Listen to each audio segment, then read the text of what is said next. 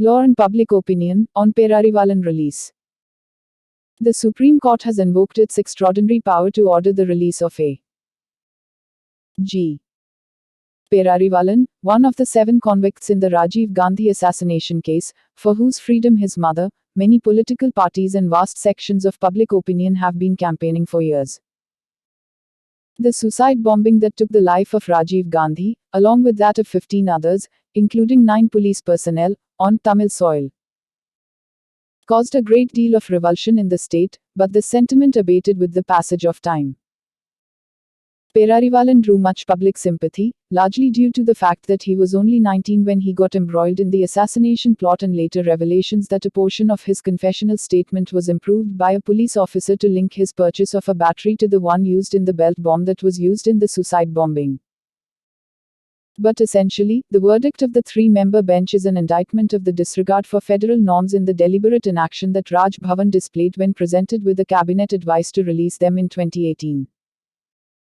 Going by the union government's arguments, one can discern that it was the centre's guiding hand that was responsible for the delay.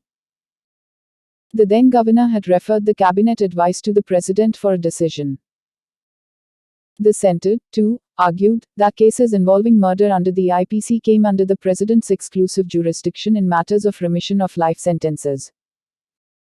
The court has put an end to all doubts by holding that the governor is bound by the state cabinet's advice when acting under Article 161 of the Constitution, that his reference to the president was inimical to the scheme of the Constitution, and that remission remains firmly under the state's jurisdiction in this case.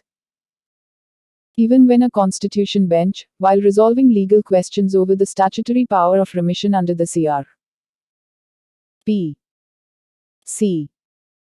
held that the release of these convicts would require the centre's concurrence, it had made it clear that the constitutional powers of the President Article 72, and the Governor Article 161, remain untouched.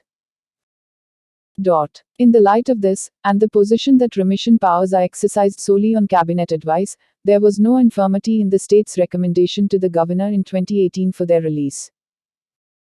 While the bench has done well to put an end to doubts about the governor's remission power and the manner of its exercise, a sticking point remains. Nothing has been said on what should be done when the absence of any time frame for the president or the governor is cynically exploited to indefinitely delay executive decisions. It is impractical for every matter to be escalated to the point that the Supreme Court needs to invoke its extraordinary powers under Article 142. However, the judgment should not be seen as any endorsement of the claims of innocence of the convicts in the dastardly conspiracy. And whether governments should recommend remission on the basis of public opinion remains a question to ponder.